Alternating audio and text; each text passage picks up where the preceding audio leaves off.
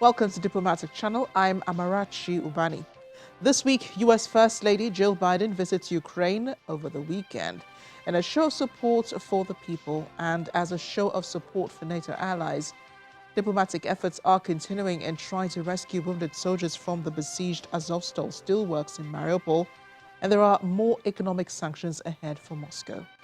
Later on the program, we're checking on Nigeria's ambassador to Burundi, Ambassador Elijah Onyagba, on his 1 year in office and how he's come to bear the title of most popular ambassador in Burundi. That's Diplomatic Channel in a wrap. A quick check on other discussions in diplomatic circles. We'll be right back.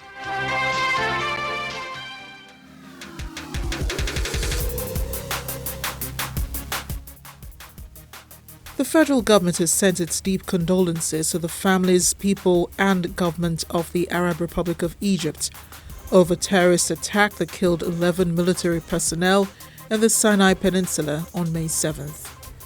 A statement from the Ministry of Foreign Affairs condemns the violence and says it reinforces the importance of strengthening the collective efforts of the international community towards the elimination of terrorism and all forms of terrorism from societies. It says Nigeria stands in solidarity with Egypt in these trying times.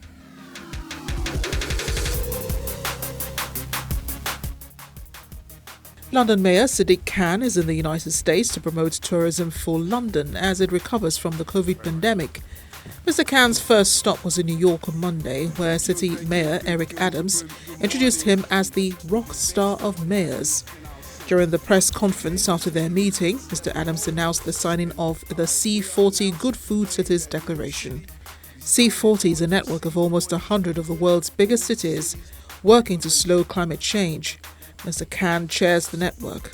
We're committing to a future where city dwellers have access to sustainable, nutritious, and delicious food, and that as little as possible go to waste.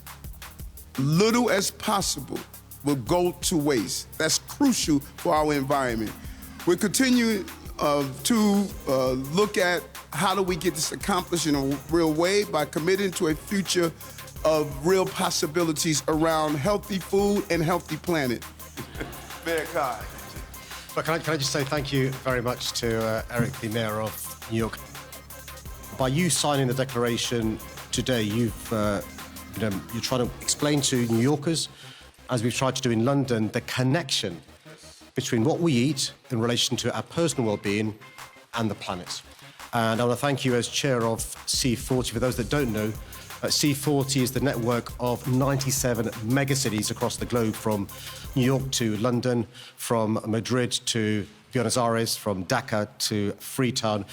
And we're working together to tackle climate change. Гордимся непокоренным, доблестным поколением победителей, тем, что мы их наследники.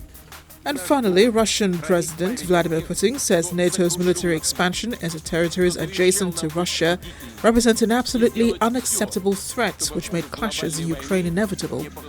He was giving his address at an event marking the 77th anniversary of the victory in the war against Nazi Germany during World War II.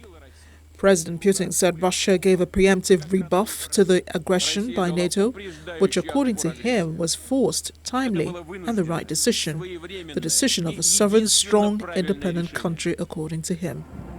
This year, Victory Day parades were held in 27 other cities across the country, including St. Petersburg, and around 65,000 participants, including officers and soldiers from Russia's 5 military districts and trainees from military schools, took part in the parades.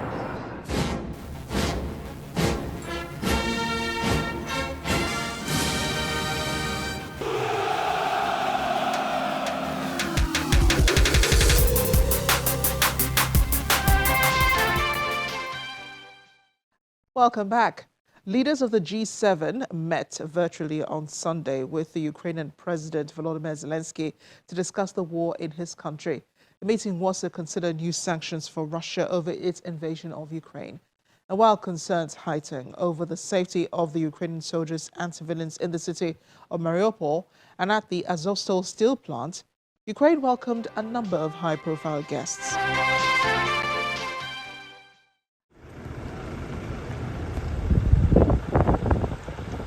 The U.S. First Lady's visit to Ukraine came amidst other high-profile visits to Ukraine over the weekend.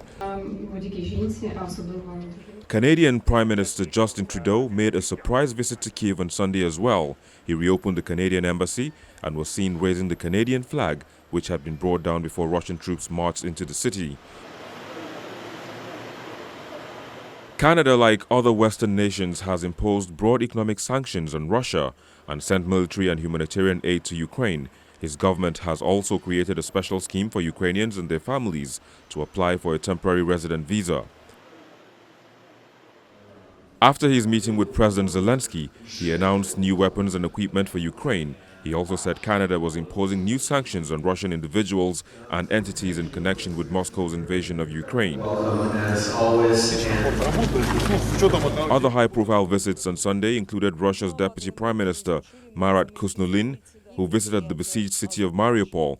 He would be Russia's most senior government official as yet to set foot in the southern port city. Kusnulin, who is in charge of construction and urban development, said the port should be used to bring in building materials to restore the city.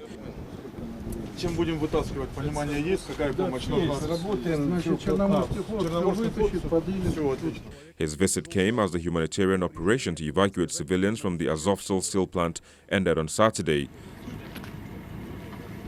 Authorities say a total of 51 people, 18 men, 22 women and 11 children were evacuated from the Azovstal steel plant.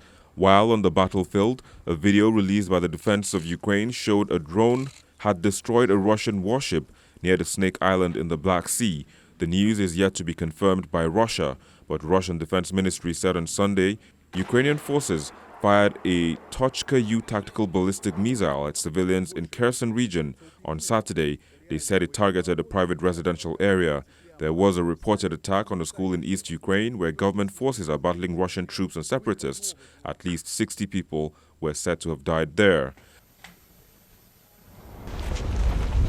President of the German parliament, Barbel Barr, was also in Kyiv to visit President Volodymyr Zelensky and to commemorate victims of the World War II.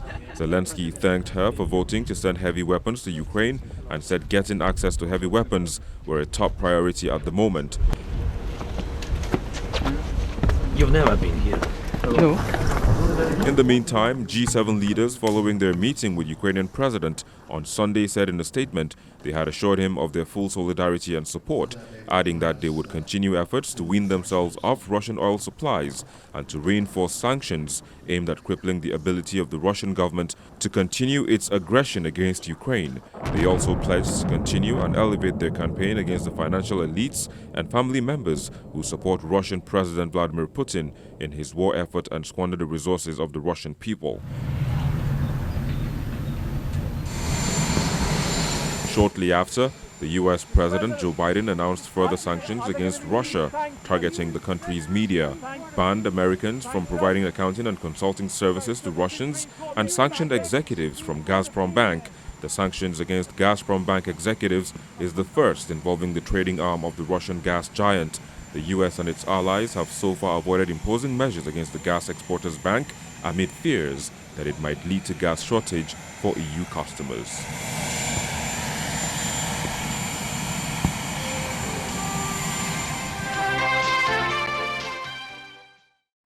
Our interview this week is a feature. Nigeria-Burundi relations are said to be at an all-time high after Ambassador Elijah Onyeagba resumed at the embassy there. A bi-national commission has been established between the two countries. Trade and educational investments are being made, and Burundi has become one of the African countries Nigerians can visit using visa on arrival. I'm not his mouthpiece, but I'll allow Ambassador Onyeagba talk about the diplomatic progress between Nigeria and Burundi. I have joining me now Nigeria's ambassador to Burundi, Ambassador Elijah Onyeagba. Ambassador, thank you for joining me this wonderful day. Thank you so very much, Amarachi. It's my pleasure joining you. And I remember it was about a year ago that we spoke. You were just freshly appointed ambassador to Burundi, your first ambassadorial appointment. But you've had a long history of working with not just the Nigerian government, but also in private business, and you know, you've had enough experience there. Now that you've done 1 year in, what are the lessons you're learning from this time that you've been in office? Thank you very much, Amarachi. This is exactly 1 year and 1 week that I have been in Burundi. And it's been a very challenging but yet interesting 1 year. We have done quite a lot as a representative of Mr. President. First, I must not fail to thank him for the opportunity given to me as a young person to come and represent him in this East African nation. It's been a whole lot of very interesting situation here in Burundi. I arrived April last year, April 29th, and then after that, about 3 weeks, May 21st, 2021, I submitted my letter of credence to President Ndayishimiye, who received me, and we started work. In the last 1 year, we have inaugurated the Nigeria-Burundi Joint Commission, the maiden edition, and the Minister of State for Foreign Affairs, His Excellency Ambassador Zuberi Dada, was here in person, alongside with representatives from the Ministry of Justice, Ministry of Education, the Technical Aid Corps. A whole technical team was here present in Bujumbura for us to inaugurate the Joint Commission.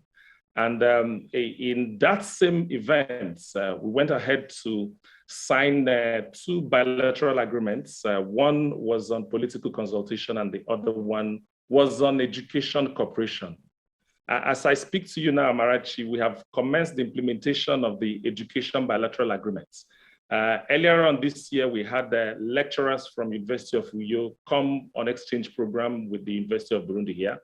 A month ago, we had the Vice Chancellor of Nnamdi Azikiwe University also coming here in Bujumbura to also execute a memorandum of understanding with the University of Burundi on education and research cooperation.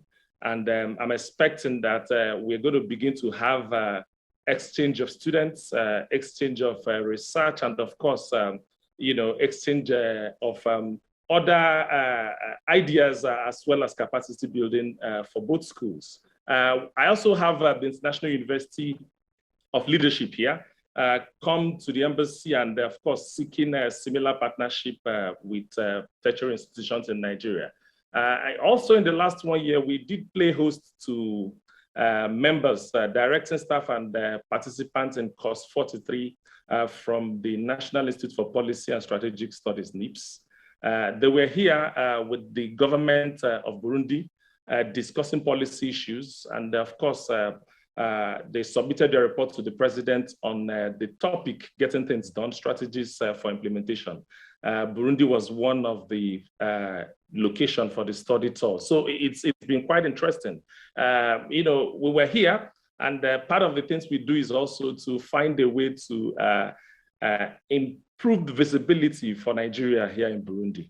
I figured that the embassy figured that the country loves sports, they love athletics. So, we tried to get involved. The embassy worked with other corporate organizations to sponsor the maiden edition of Run Buja. It's a half marathon event, which had over 5,000 people participating in the event last year, male category and the female category.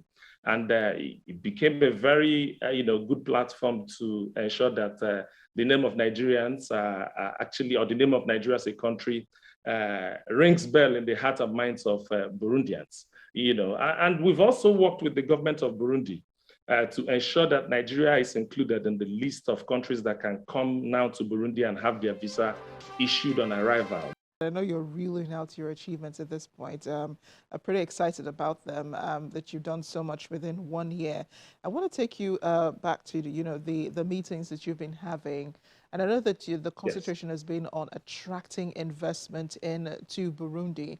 But what about for Nigerians who live in Burundi? What has been your relationship with them like, and what have you been doing to improve on that? Oh, thank you very much. One of the things we did already before I came in, my predecessor actually inaugurated the Nigerian community here, and then of course set them up as an association. The moment I came in, I found out that their tenure was expired. So we tried to conduct new election for new executive. And at the moment, we have a very well-organized Nigerian community here in Burundi. As a matter of fact, what we also try to do, because more and more Nigerians are visiting Burundi, some for work with the United Nations, with a couple of companies here, and some are also coming in for investment purposes. So just for us to have an eye over these consular issues, we have an understanding with the Burundian government that as soon as Nigerians come in, they report to the embassy, we register them alongside with our consular desk and the Nigeria community executives. We try to have visitation, understand why they are here, and have an eye over what they are doing. I can tell you that at the moment, we haven't even received any issue of Nigerians having issues, with the Burundian authority. This is probably one of the embassies or one of the countries where Nigerians are not in prison. The ones here are actually working very hard, and we have some sort of good oversight over what Nigerians are doing. Not just that, what we also try to do is to ensure that Burundians also have visibility over what Nigeria is doing as well. Burundi is not as wealthy as Nigeria. Population here is about 12 million to be compared to what we have in Nigeria. But be that as it may, we are trying to give visibility to Nigeria as well, because this country loves entertainment as well. You move around everywhere. Once they say this is a Nigerian, they know our movies, they know our musicians and all of that. So we are trying to have that smooth handshake. And of course, in diplomacy, you either take business from your home country to your host country and vice versa. So we've tried to have a very good handshake in that regard as an embassy. Amarachi. You were saying something about visa on arrival. How were you able to work that out? Because, of course, visa on arrival doesn't really work in so many countries in Africa. A major problem with moving around on the continent, especially is, the issue of visas. And sometimes visa on arrival sometimes doesn't really mean visa on arrival. You might get there and then find out there are more requirements that you need to fulfill in order to have your visa. Yes, what we tried to do was to engage with government. First, I must tell you that the relationship between Nigeria and Burundi is at its all-time high as we speak. They do have a lot of respect for Nigeria as a country. Of course, Nigeria being the giant of Africa, the largest economy in Africa, the highest GDP and so on. So they've we've sat down because what Nigeria did was to upgrade this embassy from a charge d'affaires level to full ambassadorial level. That's what the president did. And the Burundi government received me with they were very excited about that opportunity, to have this embassy operate at full ambassadorial level. So they were willing for us to engage. I made it very clear to the government that it's important that we have ease of entrance. Now there are logistics issues in terms of movement because there's no direct flight from Nigeria to Burundi at the moment. So we just looked at these issues and felt that having anybody travel from Lagos or from Enugu or from Port Harcourt or from Abuja straight to Burundi without having visa hassle. So we took up that responsibility and the government agreed. And of course, you know that Burundi has been through a lot of issues in the past. And what they basically did was to say, you know what, Africans, let's even open this opportunity for Africans. They can actually come in here and then we issue them visa on arrival. Of course, like I told you, we've undertaken to receive Nigerians as they come in and try to also have some level of oversight over what they are doing. At the moment, we are even we're taking it further to the next level to sign an agreement with them, another bilateral agreement, which I'm sure we will sign another 90 days or thereabouts, where we will even have visa waiver for officials that have diplomatic passports and official passports. This is going to be one of the milestones again that we will try to achieve in the next 90 days or thereabouts. We are also working on other bilateral agreements like the technical manpower assistance. We are also trying to work on economic trade and tourism agreements. And right. Of course, Burundi is a very interesting tourist destination. And we're trying to give visibility to what is going on at this point in time here.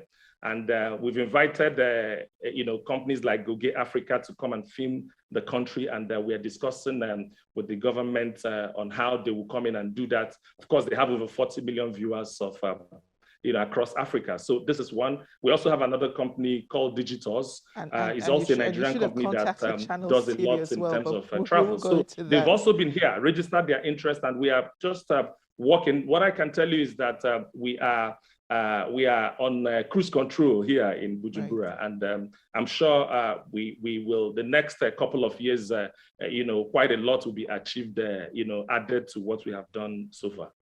Ambassador, I know that the war in Ukraine has affected most parts of the world, and the analysts have predicted the impact on Africa with food shortages and fuel shortages and so on. How is Burundi being impacted by the war in Ukraine? Oh, okay. Interesting. The war in Ukraine, the Russia-Ukraine crisis has basically been a major challenge to quite a lot of African countries. A lot of African countries import wheat, I think, and of course, crude oil from Russia. Basically what has happened is that we've witnessed about 25% increase here in the price of petroleum products. And I'm sure that's also as a result of this issue, because basically, since the Russians have been under sanctions, it means that their oil is not sold in the markets. What that means is that the demand for crude oil will obviously go above supply. And simple economics means that price will go up. So the end product is actually 25% increase. The price of petroleum products, fuel, for example, moved from 2,450 Burundian francs to about 3,200 Burundian franc, equivalent of about 600 naira in Nigeria or thereabouts.